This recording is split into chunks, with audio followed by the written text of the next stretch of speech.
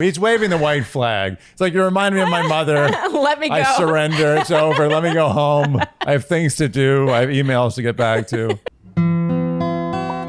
Dear Shandy. Welcome back to Dear Shandy, listeners. Hello, Andy. Hello. Episode 7. Cruising along. Cruising. Little speed bump in this episode for me. Yeah, you were not into this episode. No, the episode was fine. Okay. There was development. Yes. But this recap will take on a somber tone for me. Ah, yes. A moment of silence will be had later. Yes. We all know who it will be had for. We will pay our respects. Yes, we shall. This episode for me it felt like a catch-up episode. It reminded me of when, this is a very, very random analogy. It's my job, not yours. I know, to do analogies. I try. Well, you've turned me into someone who does analogies or attempts analogies. All right, let's see what you got. Well, it's like when you have a set amount of space on a canvas or a piece of paper and you're trying to do bubble letters or just any kind of nice print and you think you've got it down, the amount of space you have. Miscalculate. You miscalculate, and then at the end the letters are kind of too skinny or too small. Yeah, no, good. Well done. Thanks. I tried. But to me, this episode was the skinny letters of the overall season, because I feel like we've had these long episodes about not a whole lot. Yes. And then all of a sudden, just so much is happening all at once that it was almost like head spinning. Mm-hmm. It was a lot of development. The hardest working people in show business are the production, the post production of The Bachelor. I completely agree. The people who edit this show deserve thankless job. A thankless, mercilessly difficult job. Yes. And they do deserve a trophy. I don't know if they deserve a trophy for how they portray the people, but in terms of just the feat of putting something like this together, it's impressive. They should get an Emmy, right? Isn't that what you give for TV? I don't think anyone's giving the Bachelor franchise an Emmy. No, not the Bachelor franchise. The people at work behind the scenes. Yeah. Actually, you're right. No one's getting an Emmy on The Bachelor. All they're going to get is the most viewers of any show in the world. Just no Emmy. That's the best they're going to get. Yeah, that's better than getting an Emmy. And the bragging rights of saying, I edit The Bachelor. Oh, they're going to get good work after this. But they got to put in, I mean, they're doing like tours. It's like tours in Vietnam right now. And not like vacation, like old, like 60s Vietnam. It's just to be clear. Make sure. So some people just to be quite clear, young. Post-production editing of The Bachelorette is akin to Vietnam. More than one tour in Vietnam. Yeah. Yeah. You think you can out analogy me? I'll take your bubble on the paper analogy and raise it to a war. We lost. You really put me in my place with that. My bubble on a paper analogy. Stay in your lane. Okay, I'm sorry. I'm sorry for treading onto your territory. Okay. We kick off with the guys in a man chat, talking about hometowns and just how big a cut last week was. And of course, the emphasis is on the importance of getting a one-on-one this week, because hometowns are next week. I don't know when or how we came to this point so quickly, but hometowns are indeed next week. So obviously here we zero in on Mike P and Brendan as the only two guys who haven't had them. And I'm inserting a clip here that has nothing to do with anything. I just thought it was cute that Greg likes to sit with his legs crossed, because I too like to sit with my legs crossed. Do I. But we will circle back to Greg, obviously. Mm-hmm. So Katie has a chat with Keisha, and the gist of this entire conversation is that she's struggling. She claims she doesn't know who her final 4 guys are, even though I find that questionable, but I think she's also instructed to say that. And she's debating whether she should give those one-on-ones to guys who haven't had them to explore those relationships versus giving them to guys to further explore relationships they've already established, blah, blah, blah, blah, blah. And Tayshia says, you have your hands full. You have so many things to think about right now. And Andy, here you said, they never say anything. A lot of sound and fury and no meaning. No meaning. A lot of words, no meaning. Yes. Back at the house, once again, it's getting a little tired. The emphasis is on how important the one-on-one is. If you don't get it, you don't have a chance. And all of this is to build up to the fact that Greg, one of the guys who has had a one-on-one and was in fact the first one-on-one date recipient, gets that date card. And I do like about Greg that he was clearly uncomfortable showing any joy or celebration with this. He always exhibits the appropriate reaction in these situations. He is extremely cognizant of the feelings of those around him. Yes. Which I find very endearing, honestly. Agreed. Yeah. I like that he didn't crack a smile just because it would come off a little gloaty, you know, and he was just like, oh, I wasn't expecting that. Like, I like that about him. I think it's manners. I agree. Personally. And Mike P is so nice. He says, breathe, big guy. You deserve it. All that virginity is really mellowed him out. All that virginity. You could argue it should have done the opposite. I mean, he should be aggressive facetious. and angry. Yeah, he should be. But somehow he's the nicest, happiest virgin in town. And we get our first word watch, and this is from Greg. He says, I mean, this is just like an opportunity to really build on something here. And if you guys caught last week, we told you to count how many times we hear the word opportunity in this episode. And this was number 1. And so then Greg gets that one-on-one, and Katie emerges wearing something that we were not really into. And we don't really go into fashion in our recaps typically. No. I usually save that for my blog fashion roundup, which, by the way, is in the description in case you're interested. But we were extremely distracted by this terrible green t-shirt that Katie was wearing. I was so confused. And you know me, I never dive into the fashion pool. Never. Like, you don't have any opinion. And yeah, okay. So this was a problem. We had a lot of issues with this t-shirt. The fact that I was offended, this is a problem. Yeah. This was the shirt. This was literally the shirt, like, let's say you have a company and the company's not doing well. What? But you have to have some sort of, there's a promotional thing you got to do. And you have like your budget. Oh, you need merch? Yeah, you need merch. And your budget is tiny. It's like, you barely have enough money to make payroll, but you're like, okay, we got to do this t-shirt thing. And so you go to the cheapest t-shirt maker in town, like the guy who's undercuts the other cheapest guy, and like, just get me some t-shirts, make it like, you know, I know the thick, crappy, thick collared, like just terrible t-shirt, and just put our name, company logo on it, and you give it to everybody, and the next day it's either in the garbage or people are using it to polyurethane their floors or to stain wood, or to clean the windows or to like clean the kitchen floor, and that's it. But somehow This woman who is on one of the most viewed TV shows in the world, and she's there, I mean, you know, it's ostensibly to look good on these one-on-ones, picks a t-shirt that a man who literally spends 80% of his life in a white Hanes V-neck, would not be caught dead wearing in public.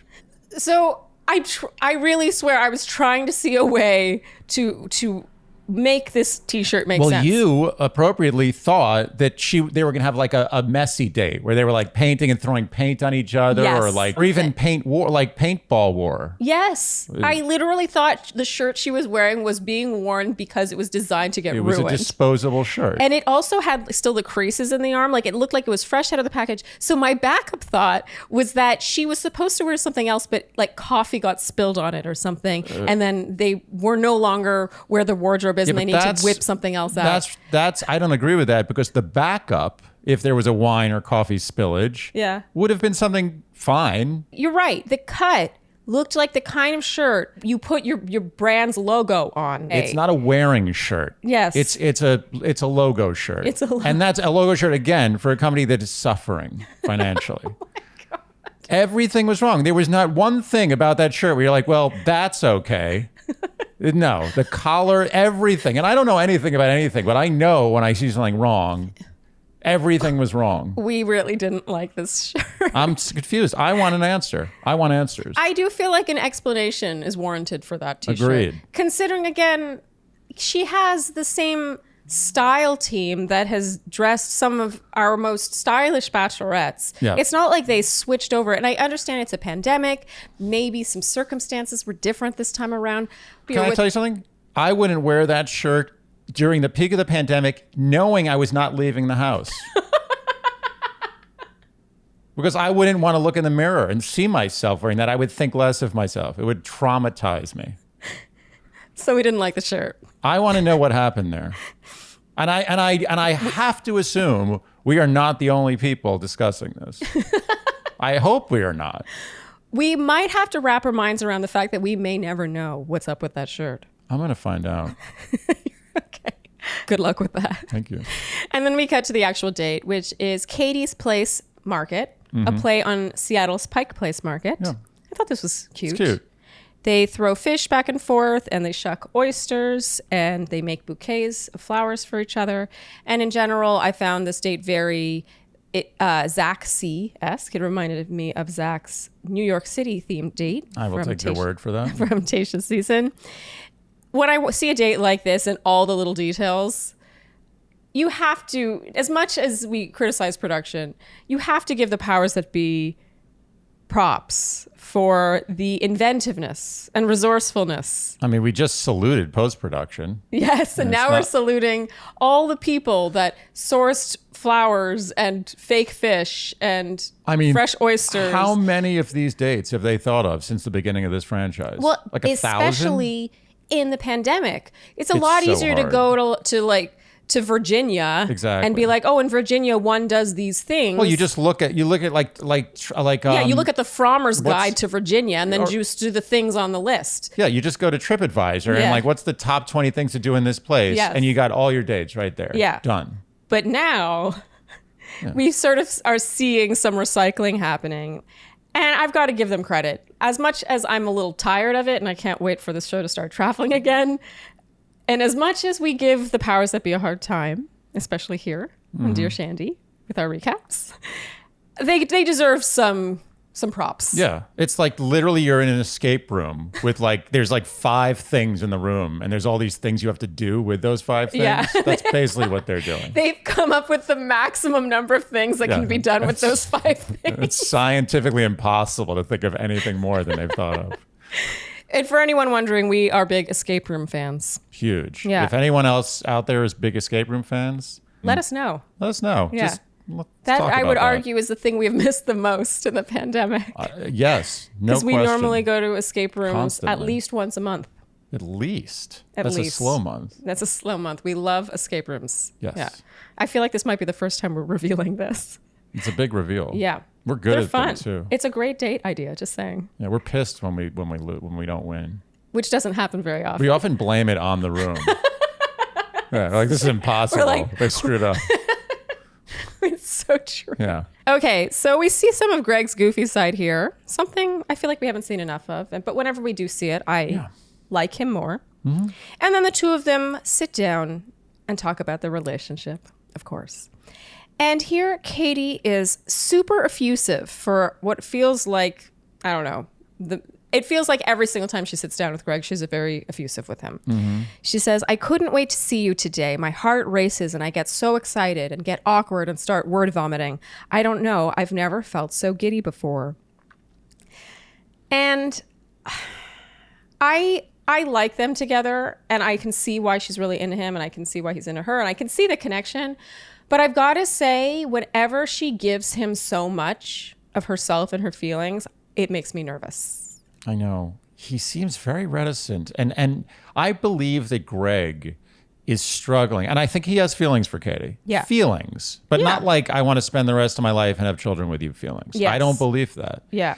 And I think that Greg is struggling between being a decent human and kind of being a gentleman and, expressing his feelings. Which I think to is a her. part of him, for sure. Yeah, being kind of reserved and acting like a normal person would in this crazy situation. Yeah. When he's kind of does have feelings, but also is a little confused and what the hell is this? Where am I? But then the other part, the part he's conflicting with is his competitive spirit, Yeah, which you I always like to bring it back to Greg's competitive spirit. refuse to believe he excelled the way he did in high school and college basketball without some pretty significant competitive spirit. So I think that human part of him is struggling with the part where he's like, I think I can win this show. Oh, interesting. Yeah. So you think that he is hyper conscious of the fact that he could win if he plays his cards right. Yes. But he also does like her.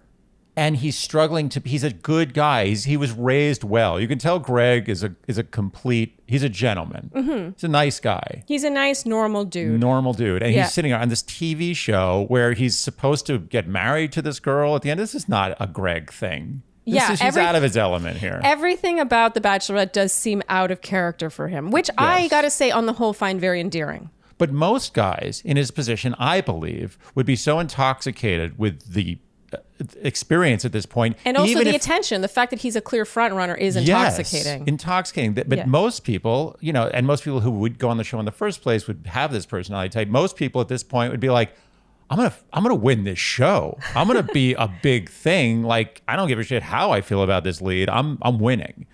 But Greg isn't that guy. Yeah. So he's really struggling, but it's so alluring. It's like you could win the show. You could pretty much not work for the rest of your life. Let's be honest. For as long as Instagram exists. Yes. Yeah, and then it'll be the next thing. You just move over to TikTok, and then you move over to whatever follows TikTok. I mean, he's fine. If he wins a show, if he wants, he's gonna have money for a long time. Let's be totally honest about it. So he's struggling, and I think it's a struggle you don't often see because most guys who get to that point they're all in on the winning camp. It's so true, actually. Most guys who are getting as much positive reinforcement and validation that he's getting, they're drunk. They're drunk on the high. Yeah. Of feeling like a front runner and associating that high with emotions and genuine feelings for the lead. Yeah. The devil comes around a couple of, around hometowns. A couple of episodes. The devil comes around. He's like, hey, anybody want to make a deal? And everyone's like, yeah, me. I want to make a deal. And Greg's like, and it's rare. Okay. So do you think that he is reticent because he is human, or do you think it's because he genuinely might leave and he is sort of hedging his bets, like he has an escape route ready? Do you see what I'm saying? Like he doesn't want to be all in and then suddenly leave. Like he's basically pulling one Sharleen, not to talk in the third person. He is pulling a bit of a Sharleen. Like there's a lot of foreshadowing leading up to I think he's hedging himself a lot, and I think he's potentially setting himself up for the option of exiting out the side door. Okay, and that brings me to my next point about Greg, which is that I feel, and again, this is just a TV show. No one is their full self on this show. And I want to give that disclaimer. We're talking about just a facet of these people. But based on what we've seen of Greg, I feel like this is kind of how he is in relationships in real life. Meaning, I think that he doesn't go all in easily, if ever. Oh, I agree with that. And I feel like he is kind of non-committal. It's totally fine if he's not committal. Sure. But on a show about commitment, I think it's worth mentioning. Yeah. I don't know. Is that the edit? Am I falling for an edit, or am I getting like real life non-committal vibes from Greg? I don't think you're falling for anything. I think that's what's happening. It's the same discomfort in a similar way that I felt with Andrew S., who we'll get to later. But it's like, this guy is probably going to get his heart broken. Yes. It's coming. When is it coming? And you could feel it. It was discomfort. It's like, she's going to do this. Yeah. And in this case, you feel like Katie's going to get the flip side. Yes, here. Agreed. But yeah, the vibe I get from Greg, and have for a long time, is that if you had a radar for guys who would commit to you for marriage, I don't feel like Greg would be warm. No. Yeah. Okay. Katie reveals that she looks at Greg during rose ceremonies and feels better. And She's giving him all the power. She's giving him all the power. And she says, honestly, I don't think I could have waited another day to see you and have this time. She's giving him all the power. You're right. It's balls in Greg's court. It is, and too much, in my opinion. I often have an issue on this show with the power dynamic of feeling like the lead has too much power, but I also think that it's a rare opportunity to really wield that. I agree. Also a lesson to future contestants. If you do get the first impression rose, play it cool. You're in. She likes you. Play it cool. Just play it real cool. If you're playing the game. That's all Wait, don't you think he has played it cool? 100%. Like too cool. I'm using him as an example. Yeah. He's played it so cool that he's now he's in complete power. Katie is his servant now. It's funny. She's at his beck and call. He played it exactly right. Get the first impression rose. Your job is done. Yeah. Just be yourself and play it cool. And a good example of someone who didn't do that, and of course she became the season's villain, so it's more complicated too. But Olivia Caridi is a great example of that. She got the first impression rose on Ben Higgins. Cool. She did not play it cool. She got too confident. She didn't lay low enough, which is so important. Yes.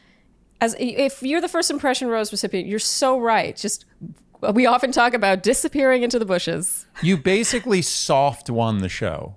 You just won. You just won the Bachelorette. You don't have to just yeah, exactly. Just fade away. Just let it go. It's like that, game of House of Cards where you put that last, or Jenga for more appropriate. You put that last Jenga in and you just let it go and that's it. Yeah. You're not going to sit there and like stroke the tower or something. It's done. Like step away. It may fall. Don't breathe on it. Exactly like Jenga. Yeah. Okay. Thank you. I think that was patronizing, but I've done better with my analogies. I mean, it's definitely no worse than my bubble letters. No, but not quite as good as my Vietnam. So back at the house, Michael is FaceTiming his son, James. And this is cute. Very cute. Super cute. He says, I can't wait to see you guys. I'm losing it. And he's right on schedule because most people start to lose it at around week 7 or episode 7. And especially if you have a kid. Yeah. And so he is doing everything on schedule. And it's so sweet. He says, you're my best friend in the world to his son. And Very he just cute. seems like a great dad. Yeah, he does.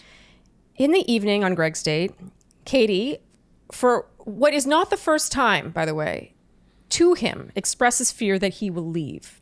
Once again, giving him another sprinkling of power.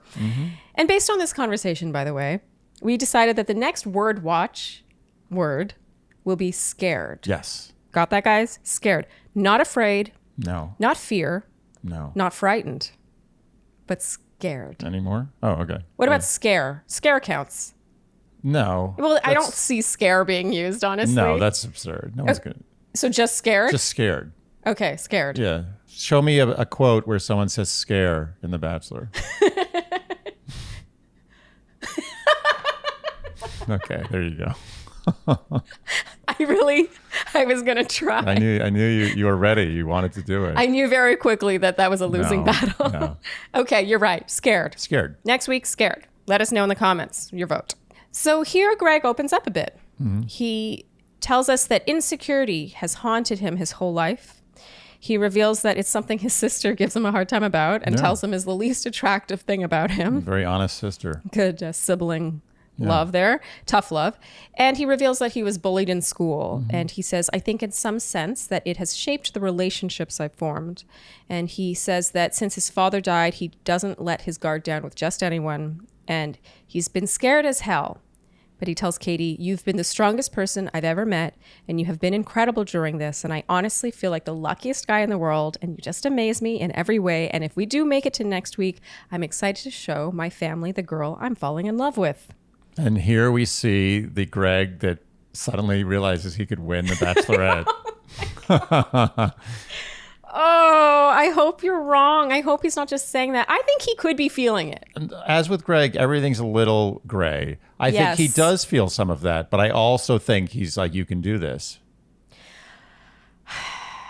I think he suddenly got a wave of adrenaline. Like I'm like about to win this show. For me, the vibe I got from this is not necessarily that it wasn't authentic, but it felt like he and a producer, because again, I've said before that before the evening portion of your date, you do sit down with a producer and the producer's like, so what do you want to talk to Katie about tonight? It's not like you just go in and talk about whatever you want. I bet you that he was encouraged to tell her how he's feeling because the worst thing in the world would be to be sent home because he didn't do it. Yeah, I'll take it a step further, a little darker. Oh. I think production actually encouraged him by making him realize that the way he looked on national TV in his behavior might not land so well. He might want to step up the effusiveness a little bit. I'm not saying it was done so heavy-handed, but it might have been a subtle, like, hey, is this how you want to be portrayed on TV? I don't know if I see them doing that. I think it's more likely what I gave. I trust you. Yeah, I not that I'm trust you. dissing your approach. And I have revealed in my recaps before that when I did finally cry on my season, and this was in episode 5 when my friend Kelly left, a producer told me afterwards, it's good that you cried because you were looking a little cold and like an ice queen before. Like he didn't tell me beforehand you're looking cold, but when I cried, he was like, you were looking cold. and now you wow. aren't. And I remember that was the first time I was like, is that something I have to think about? Amazing. So it's not that I think that your idea is terrible. It's more so that I just better picture a producer saying, you should really let Katie know how you feel about you, because that could be the difference. You know, Okay. how awful would it be to go home because she didn't know how you felt about her, that kind of thing. No, sorry, my view is a little more cynical. Based on my story, it's not too far off, honestly. But Greg finally basically says that he's falling in love with her, indirectly. And Katie is deeply moved by this. She presents him with a rose, and she looks like she's near tears, honestly. And watching her here made me feel near tears, just because I feel like she's so all in with him. And once again, it just makes me nervous. I wrote, it's moving, but I also feel like she's going to get majorly hurt, and it's like watching a car crash in slow motion. Yeah. Maybe I'm wrong. I hope I'm wrong. And then they go outside, and production has made it rain, quite literally. And Greg is super into the rain. Like, he's really excited about it. They both are. They dance in the rain. They kiss in the rain. And it's very cute. And Andy, moved by this scene, you said, good use of water in a drought-stricken area. Very on brand. It is. It is. So back at the house, Brendan and Mike P agree that they cannot get to an engagement without a one-on-one. It's just I can't even say it with a straight face. It's so dumb. But it's the Bachelor. It's amazing how this needs to be said at all. In the old days, this week would be about wondering who would be getting a second one-on-one. Not a first one-on-one. No. I find it a little patronizing. Like, do we really believe that someone who hasn't gotten a one-on-one can possibly end up with her? It's absurd. Not only does it mean they haven't had enough time to possibly consider an engagement in a few weeks, but it also shows that obviously the lead is not into them enough to have given them one earlier. And let's be honest, someone who's had 2 one-on-ones is not ready to get engaged. No, but on my season, and I know my season was 7 years ago now or whatever, but this week was about who's getting another one-on-one. Right. Like, I don't understand why you would still be there. They needed people. They need people. Yeah. Brendan and Mike P were warm bodies. They were place markers. They were serving a purpose. They were basically stunt doubles. They were not even people. Yeah. They were there extras. because they had a heartbeat. Yeah, they were extras. Extras. Yeah. One with a story. To the day I die, I'll have no idea how Brendan made it that far. and there's nothing. Look, Brendan, good We like looking, Brendan. Nice, seemingly Yeah. nice. I just And don't. he was in my top 4. Don't understand how he ended up in your top 4. You must have known something I didn't know, but I will never understand how Brendan made it that far. Yeah. So the group date card arrives, and going on this date is Justin, Andrew, Blake, Michael, and Brendan, meaning that Mike P will be getting that one-on-one date. And Michael says, I'm really excited for Mike. No one is more deserving. We should be celebrating him. These guys, they're cute. They're nice guys. They all like each other. Nice guys. Yes. And then Brendan starts to unravel here, understandably. Sure, of course. Because he's realizing at this point that he is an extra. He just realized it. He just realized he's an extra. He went Truman Show on The Bachelor. He's like, wait a minute. There's no sky. It's just plaster up there. It's so true. Yeah. He thought he was a leading man. And in this moment, he was like, there's no sky. You're so right. I've been duped. I've been duped. Yeah, he broke out. He's like literally broke through the side of the Truman Show world. Through the sky wall. Yeah, and went to, what was the acting guy anyway? Whatever. Sam Harris. Not Sam Harris. Ed Harris. Ed Harris. Yes. Nice. Yes. Yeah, yeah. Such a good movie. I cried and cried. Movie. I would have expected more from Jim Carrey after that. I thought he was going to really elevate to something great. Oh, But more he like kinda dramatic actor. Yeah, he kind of went right back to the silly comedies and then kind of Yeah. faded away. Not that he didn't excel at the same No, I think he's doing quite well for himself. Just saying I wanted more from him. Yes. Yeah, it was a great movie. Also, can I just say, ahead of its time. Oh, yeah. I mean, that movie came out before reality TV really became what it is predicted today. everything. They did. I don't know about everything. Everything.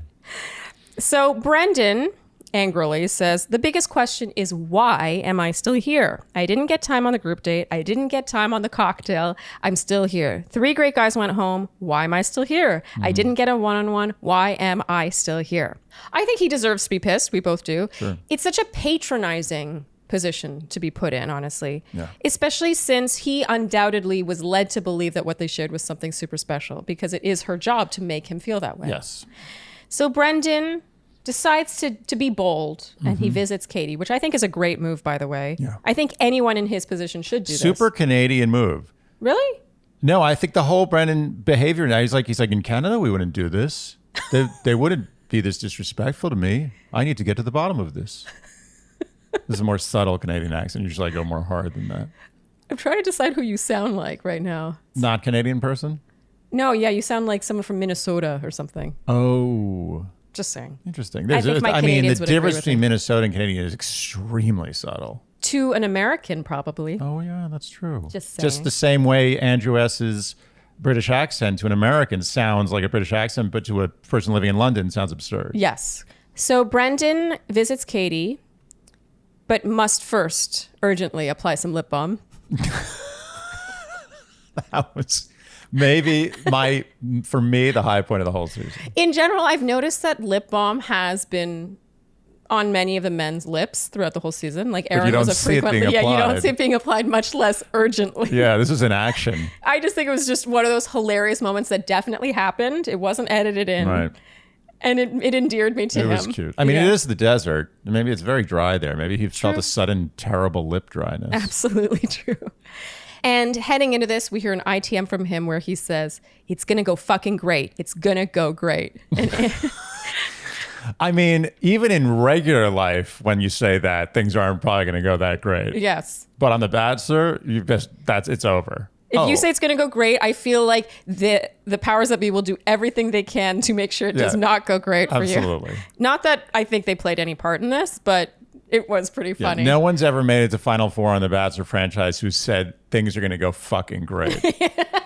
So Brendan sits down and he says, "I put myself in your shoes all the time. This is your journey. This is your happiness. But I have emotions as well." And I wrote, good for him. Yeah.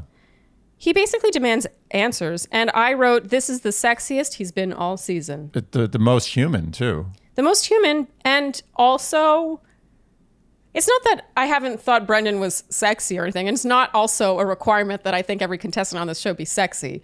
But it is attractive when someone stands up for themselves. Yes. Instead of just rolling over. Yeah. And I was proud of him. I was like, good for you. Oh, Canada. That's all I know. I was about to join you. No, that's it. I never learned any more than that. Shame on you. I should get on that.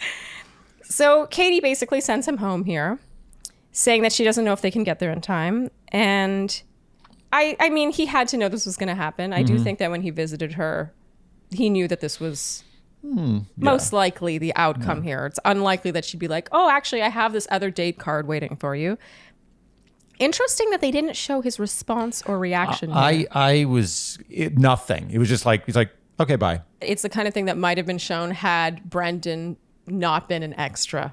Right. He was an extra. His reaction was not interesting enough. Meanwhile, Mike P. Right. later is one notch above extra. He has a name. He has a platform. Mike P has a platform. What do you He mean has a the platform? virginity platform. Oh, exactly. Totally. He has a role to play. He gave that speech on that first group date about his virginity. He, like I said, if this were a movie or a musical or an opera, he would have a name. He's like the friend named Mike. Yes. Brendan would be Canadian number 2. I do think it's really sweet that he went and said goodbye to Blake.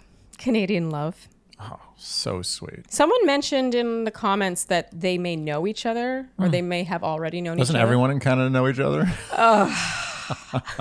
I can get away with anything because I married a Canadian. So anyone belly aching out there in Toronto or Ottawa, just That one take it was easy. served on a silver platter, I have to admit. That was. Thank you.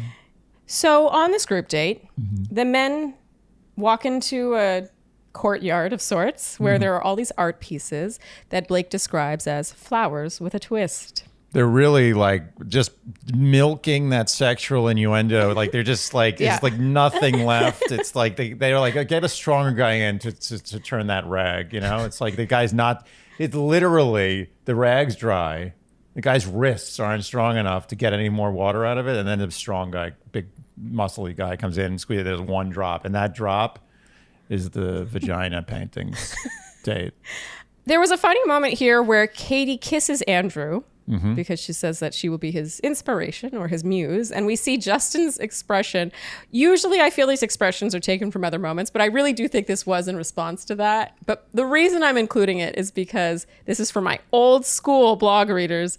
It was an epic direct look into camera. He makes his face and he's like, it was so It was good. great. He's great at that. And then the men have to present their artwork.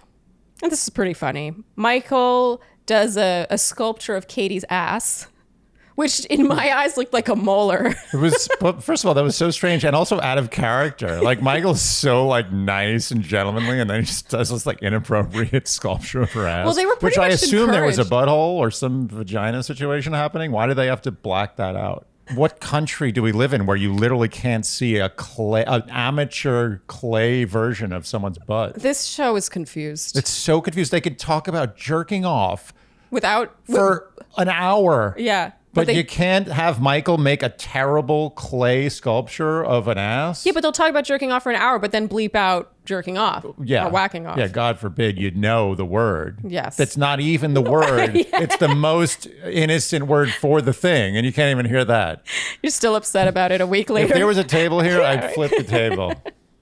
There's no table. So then Justin shows his painting, which is their journey, his journey with Katie. It's a little odd. It was a strange choice for someone who's so artistic, but I did think it was cute that he put a little sundress on Katie, the stick figure cute. Katie. It was cute. And Andrew showed his painting, which we were amazed by. Could we just talk about, like, if I went to some like exclusive contemporary art exhibit and that painting was on the wall in a good frame, I'd be like, that guy's amazing. There was not enough reaction to how amazing his painting was. You said it looked like Basquiat. It was, I stand by that. It was incredible. It was wonderful. That was the work of a great artist. Yeah. And then Blake presents a painting that we will never see, I suppose. I'm still not sure what it is. While presenting it, he says, "Fuck me." Yeah. That was, that I am now fully Camp Blake. Yeah, that great. won me over. He's wonderful. Great. He says, "A physical, visual representation of one of the most amazing, beautiful things that humans are able to do on a daily basis. Not a lot of species can do that. That magic. These bleep bleep are also the beginning of life." And I still don't know what it was. Was it testicles? Was it a penis and a vagina? He says these are also the beginning of life. I have no idea, but whatever it was good. The whole thing he did was good. Yeah. Justin said that he doubled down on the joke, and it's so true. This date was designed to make them like, kind of squirmy, and we have to He did the right thing. sculpt Katie's ass. It's so awkward. And he was like, here you go. Yeah. Yes. You can just worry about a black bar for my entire piece of art. Yeah, it was great. So in the evening, finally, Katie gets one-on-one time with all four guys. There's no question over whether or not a guy will get time. Nothing more intimate than one-on-one time with four guys. Katie tells Blake it's probably the easiest with you. I thought this was pretty huge. And he said, "My mom's going to love you." And she joked, "Oh, so you already think there's a next week for you?" And he said, "I've been thinking that for a long time." I love their playful. Yeah. They have a sort of like it's strong. the good banter. It is strong. And he said, "I'm not in love right now, but the way it's going, it's fucking inevitable. I know it's coming, but I'm not going to lie to you either." He's great. Can we just talk about another thing? And I know we've touched on this, but you know how hard it is to come in mid-season, piss everybody off, then become a front runner, and everybody still likes you. Yeah. And I'm not saying he's a genius. All I'm saying is be likable. Mm-hmm. Be like someone who people like, and you'll be fine. He's a good Canadian. I'm sorry, He's it's a solid true. Canadian. He's super self-aware and just probably fun. He's fun. I want to hang out with Blake. For the people out there, I'm telling you, date Canadians. It's the best. Justin has his one-on-one time, and he presents her with a lovely painting of a rose and butterflies. Mm-hmm. I gotta say, I love Katie's authentic reaction to gifts like this, like these sort of gesture gifts. Sure, yeah. She was the same when Connor B wrote that song for her. Yep. And she was near tears. She loves acts of service. And gifts. No, wait. Gifts? Acts of gifts? Gifts of act? What's the thing? I even feel like that card that Andrew S. gave her at the end of this episode, it just was 2 sentences, but she was so deeply moved. I really like that about her. She really feels like not a superficial person. Yeah. And she seems really impressed by talent, which I think says a lot about a person. When someone doesn't give a shit about talent, That bothers me. it bothers me too. I mean, it should bother you more than anyone. I mean, it really has nothing to do with me or my so-called talents. It's just, I think talent is one of those things that defines a person, can define a person.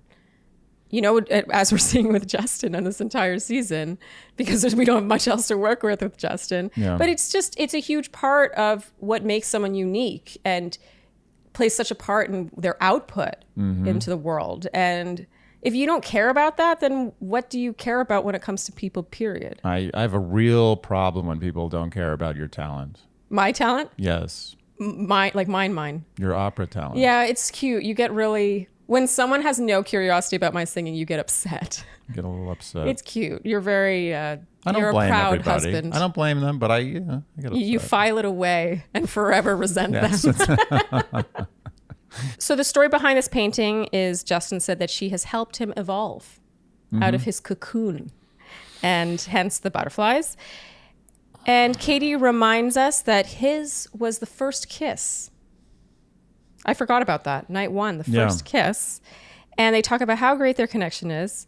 And I wrote, amazing how in episode 7, still all we know about him is that he's a painter. Yeah. What I know about Justin is he paints a mean flower, occasionally a butterfly, and makes a funny face. Yeah. I know nothing else. Yep. And so Michael gets his one-on-one time, and this was another moving conversation. She expresses how much she's thought about James and how she is prepared to get the juice boxes and the condiments. And he just looks like he might melt. The whole thing is very cute. You can tell he is moved by how much thought she's clearly put into it and how willing she is to fit into their lives. Yes. And he says what I think is probably the soundbite of the season. Oof. No one can love you like I can. Ooh. That was a hot line. I was turned on by that line. I'm not Drop the hammer. Drop the hammer. I mean, when a man says something like, it reminded me of our first real date when you said to me, I've been looking for you for a long time. Mm-hmm. I was like, let's find a bedroom. Like, it was just very hot. Michael saying, no one can love you like I can. It felt so like, It should have, it's right there. It should have just cut to like,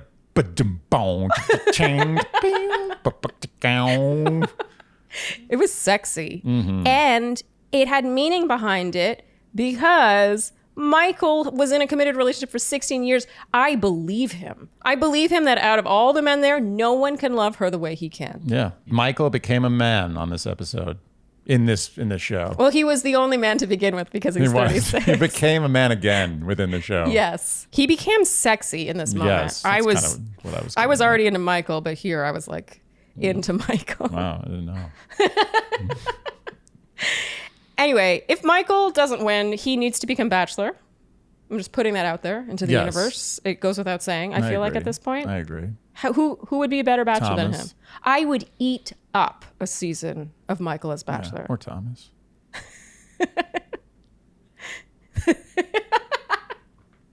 The love for Thomas continues. So Andrew has his one-on-one. And here, this was another great conversation. He says, every athlete dies twice. The thing is, okay, so I applaud him for, I mean, that's a very poignant thing to say. I am not saying that Katie already didn't have her mind set on how things were going to go down. Yeah. But if she didn't, that was not a good thing for him to say. And as honest as it was, I know you kind of disagree with me about this. I do disagree with you. As honest as that was, if I'm Katie and I'm looking at this guy, he's 26 years old and he's telling me that he's about to die as an athlete, like, and then, you know, like, what do I do? Like, what do I do now? It would scare me. It would give me a sense of dread. Like, I would not want to be around when he has that death as an athlete. And I thought it was so honest. And Andrew S. can do no wrong. But I thought within the game, within this situation, I don't think that was necessary. Okay. I think that hurt his chances. That's interesting. I wouldn't I want to felt hear like that. it was a true moment of vulnerability. And I guess I came at it more as someone in the performing arts who has been around dancers my whole life. It just made me think of operas thankfully has a bit more longevity than dancing, but it's still, there is a time limit. You know, you can't sing the way you can when you're young forever.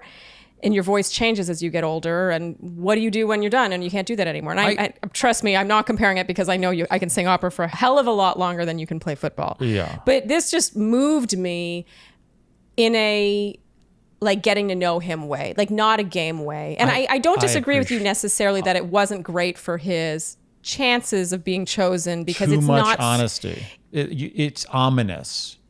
Yeah. It's not light. It's not like exciting. It's like, by the way, this is you're going to reality. have to deal with this death.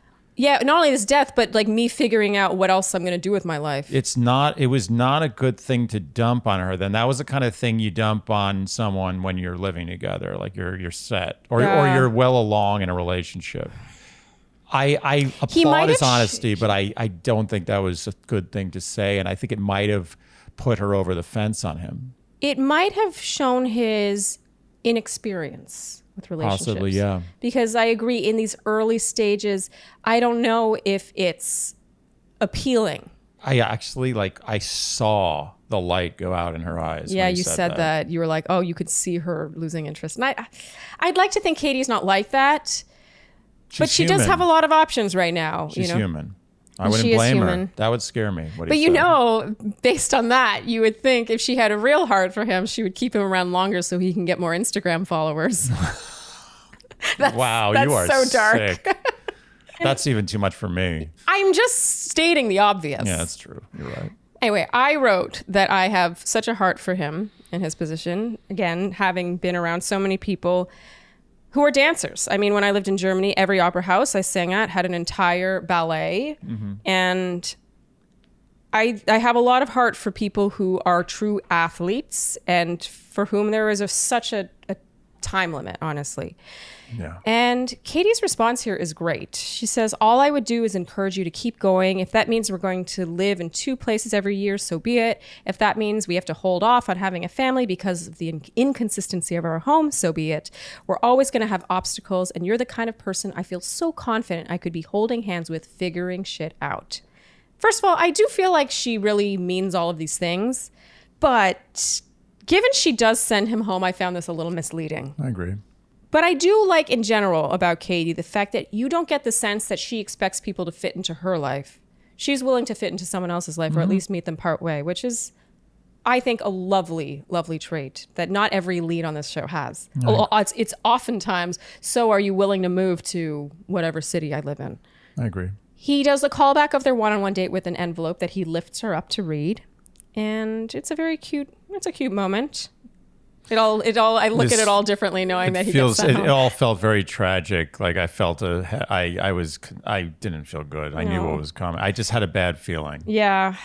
Michael gets the rose on this group date. Yeah. So back at the house, Andrew and Mike P have a slight disagreement here over which week they think is the most important. This is the most offensive Andrew S. has ever been. Disagreeing with the Virgin about whether week 7 or week 8 is more important. Andrew thinks that the most important week is hometowns, and Mike P thinks it's this one. And Andrew just calls this one the prep. In my opinion, Andrew is right. Yeah, Andrew is always right, let's be honest. Right. I think they're both right in different ways. It's that I think it's way harder for her when she meets the families, if she really is torn between 2 or 3 people and their families are, one's great and one's terrible, then it gets difficult. But I think that this week is hard in terms of her sending people home that she has been leading on intentionally for a while. Of course. Yeah. This is where it all comes home to roost. All those fake feelings. Yes. So Mike P gets his one-on-one, and that's in the forest. And they're joined by cuddle expert, Cuddle Queen Jean. They're really milking the Virgin thing. It's just like, it's almost on the level of the whacking off episode. It's like, I get it. He's a virgin. I get it. It's cuddling is awkward. And the sex. And, oh, God. I don't know know if I find cuddling that awkward. Yeah, but it's awkward when it's like the whole point is like they're getting all close and cuddly in these positions that have obvious sexual undertones. We all knew that a virgin could not come on this show and not go on a date that would in some way exploit the fact that they are inexperienced sexually.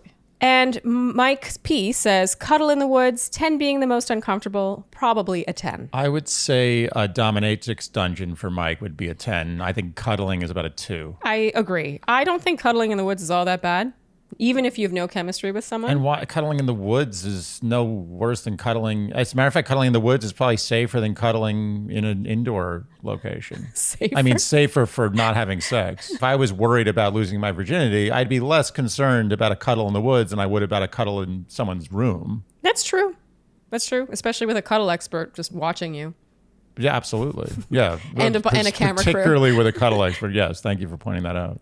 As they come out in their white outfits, Mike says, I look like a drug lord. One of the best lines of the whole season. One of the best lines. I wrote here, I feel if Colton Underwood had not beat Mike to the virgin thing, Mike could have had a real shot at Bachelor.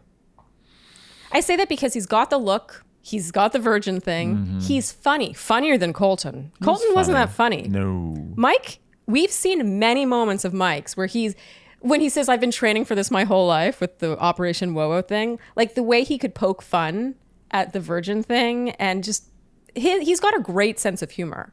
And if we had seen more of him edited in a different way and he made it just a bit further because he was being primed to become Bachelor, Mike P in a different universe would have become Bachelor. I like Mike. Mike P's like old timey. There's something, he's like an old soul. Yeah. He feels like almost like if Clint Eastwood never had sex his whole life. That's what Mike P is. Yeah, I agree. He handled it so well. Almost disturbingly well. This whole date, you mean? The whole season. Yes. So they are cuddling in the woods and it's super awkward.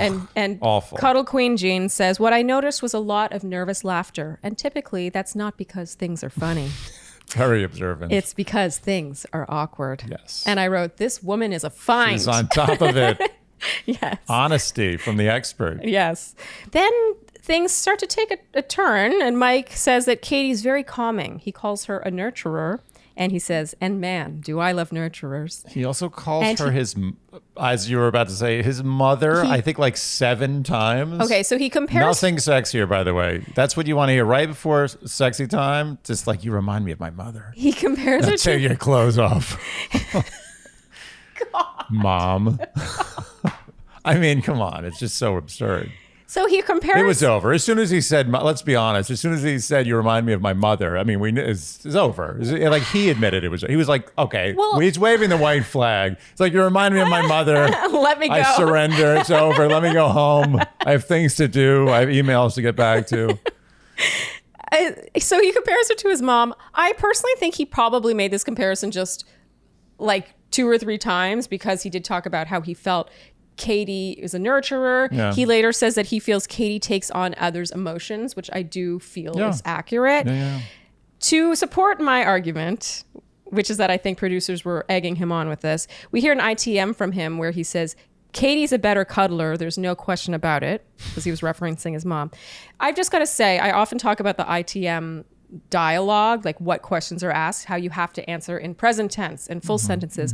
No way did a producer not ask, who's a better cuddler, Katie or your mom? And then he has to answer that in a full sentence. So Katie's a better cuddler. There's no question about it.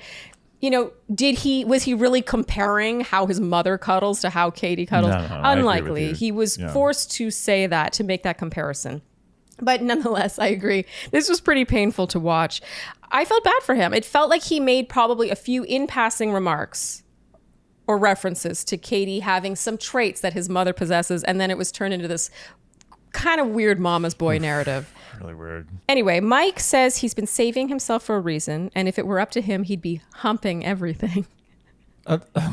I missed that. You missed that? Yeah. It was great. How did I miss that? I don't know. You must have fallen asleep. Or maybe you were just covering your eyes because you hated this date. I was going to a happy place, I think. Yeah. It was making me very uncomfortable. And Katie, very honestly, and I loved her honesty here, admits that she's been quick to judge people who save themselves, but he has made her realize it means nothing to someone's personality. Yeah. And I believe her. I believe she her wouldn't too. have said that if she didn't feel that she had learned a lesson. Yes.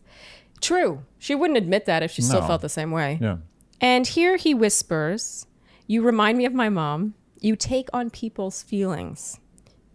And then she says, "It's a lot because it can be good and bad feelings, which makes this whole thing very, very difficult." Yeah. And he says, "It would be my worst nightmare. I'd rather have my heart broken 100 times than break someone else's heart." I love how Mike always comes into every situation with her perspective in mind. He always thinks about what she's going through. He has done that since the beginning. Over every little bit of drama, it's always like, Katie's happy about this. Katie must feel like this. And I just think that he will make an incredible partner for someone one I was day. about to say, whoever ends up with Mike is a very lucky woman. Yes. He is extremely considerate and perceptive. Mm-hmm.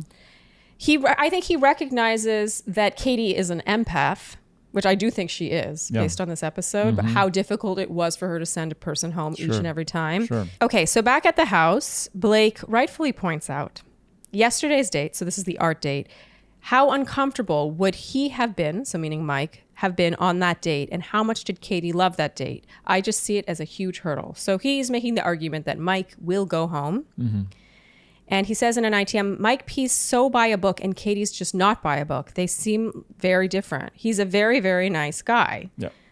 We agree with him. Yeah. He's not coming from a place where he's shit-talking him. He's just stating fact. Blake states facts. He does. Right down to the fact that Mike P is literally by a book. Yes. He is by the book. Yes, he is. And Katie, who knows, but she's not by the same book. No.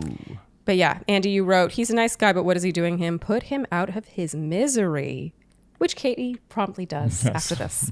So she tearfully sends him home, and he's lovely here. He says, "You're good." You could tell that he was just making it easy for her. He's just wonderful. Yeah. And he says, "I know what kind of wife and mother you're going to be, and one of those guys is really lucky." And he says he'll still be rooting for her, and it's just... Yeah. Just no complaints here. graceful exit. We would expect nothing less from Mike P. Mm-hmm. So finally, we are at the rose ceremony, and we see footage of Michael walking alone up to the rose ceremony. And I said, uh-oh. And Andy, you freaked out. We didn't know that he was going to go meet the other guys. We thought he was going to go talk to her. And you were like... And then you said, "Shut up, Michael's winning." I did say This that all happened. in that tone. There was a lovely rainbow of suits as the men waited to see who got those final 2 roses. So Katie says Justin over Andrew. And you screamed, "Motherfucker." Great quote.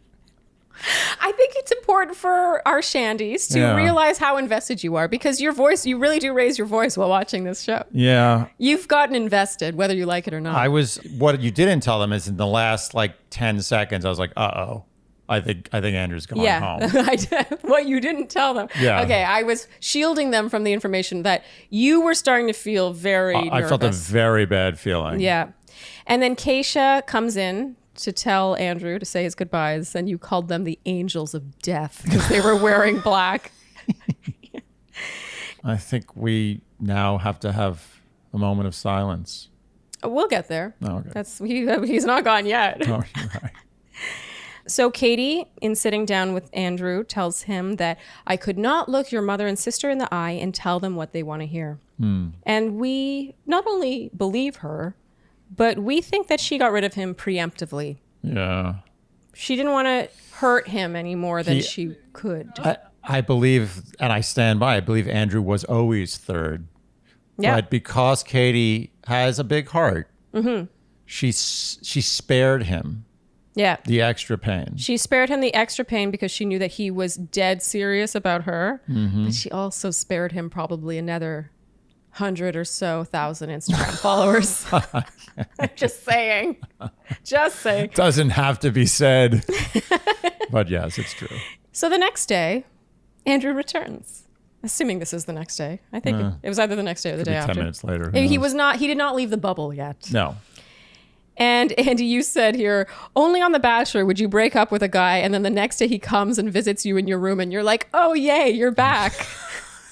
Yeah, it's like what would actually happen is I'm on the phone with the police Get away from my door. It's so true. Yeah. Only on this show. Yeah. So they have a nice chat. Nothing really changes. And he gives her a card and is on his way. And she reads the card after he leaves, and it reads, "If you change your mind, I'll be waiting." I almost welled up.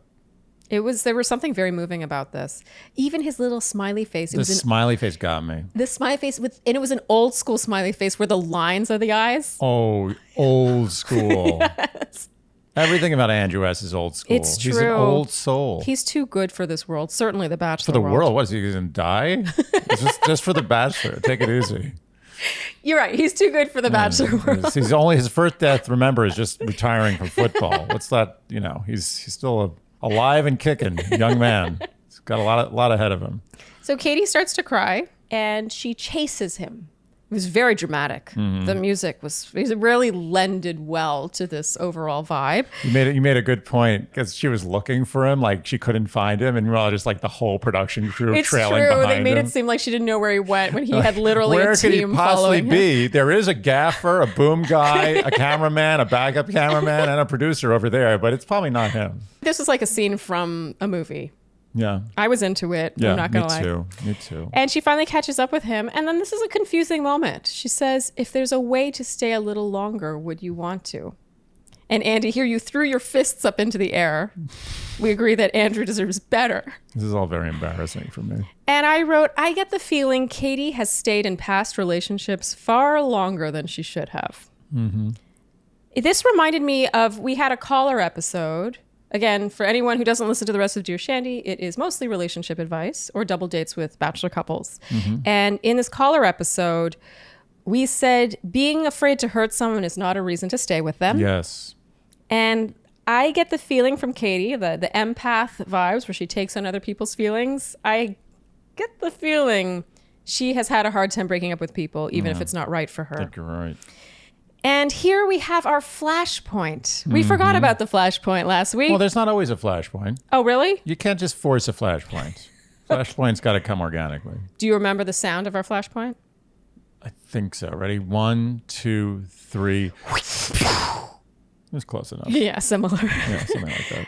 And the flashpoint is Andrew turns her down. Oh, yes! Andrew! You are the king. We love you, Andrew. He says, "I want my future wife to choose me. I don't want to stand through another rose ceremony and wait for her to not choose me again." Class act till the end.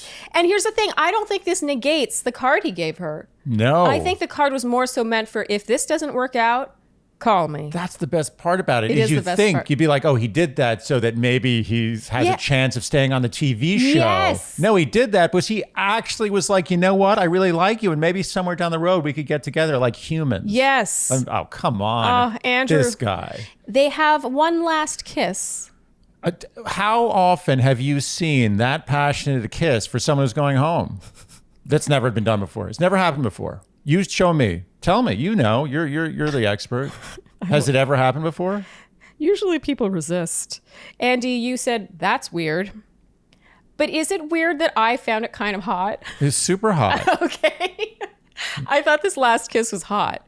It felt very just tragic. It's like, you know what it's like? It's like a movie where the guy is doing something where he's going to die. And he's doing it for her. Like he's sacrificing his life for her, and she knows it, and she's accepted. She's like, okay, fine. Like, I'll let you do this. Yeah. And they have that last kiss. I mean, this is an unbelievably low stakes version of that, but still, it had that feeling. Yeah. Like he's like, I'm sacrificing myself for this love. Yep. Like a gentleman. Like and a it gentleman. was a hot scene. A hot classy, scene. Everything. I gotta say, Andrew S. MVP for me. For maybe not only this season, but just the whole, all the seasons that many you've watched. seasons. Yeah, he's an MVP. And then he officially leaves, and now we will have our moment of silence for Andrew S. Mm-hmm. Arguably the best person on this is a show. moment of silence, please. Oh, sorry. Respect it. Okay, I think that's good. Andrew, you will be missed. Okay, and that brings us to the end of the episode. Mm-hmm. And to go back over our word watch, there was only one opportunity. But this week. many winners. Many winners. 5 winners. Congratulations to Benjamin Fast, Eliane VDB, hope I said that right, Crystal, Mackenzie Davenport, and Diana Lineback. The 5 of you won the Nothing. Shandy. Oh, sorry. Was there something? You didn't win anything, but you won the satisfaction of winning the Dear Shandy word count of the week. Congratulations. Yes, and people all over the world know that you are good at picking the words that we choose for the episode. The amount. The amount of words. Yes. I'm sure that's a useful skill somewhere in life. Okay, Andy. Yes. Do you feel ready to get to our predictions? With a heavy, heavy heart. Yes. The Yes. predictions are not the same No. without Andrew anymore, are they? That being said, I have to give us a pat on the back. We had Justin from the first... No. You had Justin. And now let's quickly talk about how incredible your original 4 predictions were. You beat me. I love how quiet you are. I'm clearly giving you a big pat on the back, and you're just like... just sitting pretty, taking it in. You had an insanely good original 4. Mine were just mediocre. My original 4 guests on night 1 were Greg, Brendan, Christian, what happened to him, and Connor B. Yours were Greg, Connor B, Andrew S, and Justin. Ooh. That is impressive. Thank you. Well done. This is Thank based you. on night 1. We don't know anything about anyone. Thank you. You did very well. You're good at this. Thank you. Good job. Thank you. So, Andy, who do you predict will be in the top spot? I made my bed with Michael. I'm sleeping in it. I think that's fair. I still have Blake in my first spot. I just think that they have incredible chemistry. She has said it's easiest with him. I feel like while Greg might be the best kisser, Greg still makes me nervous. And Yeah. I think he also makes her nervous, whether she knows it or not. Ooh, thunder. And yeah, I think Blake is winning this thing. If I was able to have another me, I would also predict Blake. But I've predicted Michael, and I'm sticking with I it. think Michael is Michael's great. We love Michael. I think we're both jealous of each other's number 1 picks. Yeah, I'm not jealous of yours. Oh, wow. Who's in your second spot? Definitely Blake. Okay. That's fair. I'm telling you, it's a battle between her sexual urges and her emotional needs. And I don't think that Blake doesn't provide both. Yeah. It's just that Michael is strong Yeah. emotion, and Blake is strong horn. So we're going to trade. In my second spot, I've bumped up Michael instead of Greg. And it's mainly because I think Greg, he is emanating non-committal vibes for me. Yeah, something's wrong there. And I think Katie is smart enough to pick up on it because she constantly asks him how he's doing and tells him how afraid she is that he's going to leave. And I feel like that's all foreshadowing for something that's going to happen there. Meanwhile, Michael, I don't believe that she would tell him the things she's telling him about picturing a future with his son if she didn't feel reasonably confident that had a chance of happening. Agreed. I think she's too good a person for that. Agreed. So my second spot is Michael. Your second spot is Blake. And who do you have in your third spot? This is obvious. Justin. That's who I have in my third spot. So we obviously both have Greg in our Yes. third spot. Kind of by default. We both think something's going to happen with Greg still. Yeah. Do you think he's leaving?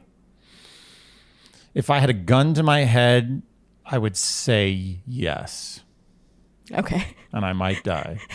But I would say And that yes. means that we both predict that Justin will be going home next week. First of all, he had his first one-on-one date in episode 6, which is late and would suggest that she didn't feel an urgency to get to know him better and give him that date. And then on that date, we learned literally 0 about him. And still to this day, we only know that he paints mostly roses, sometimes butterflies. And therefore, I don't think Justin can win this. He's going home. It's just a absurd. matter of time. If he wins, it'll make a mockery of the process of the Bachelorette. Exactly. And on that note, that's it. If you enjoyed what you heard today, you know what we're going to ask of you. We want you to like, subscribe, hit the notification bell, follow us on Instagram, leave iTunes reviews and ratings, and tell your friends, and generally do all the things to help us grow, because that really is the best thing you can do for us if you enjoy hearing us. Yeah. If we grow, we will feel inspired to continue to do it. And if we don't grow, we will never do this ever again. Thank you guys so much for tuning in, and we'll see you next time. Bye. Dear Shandy.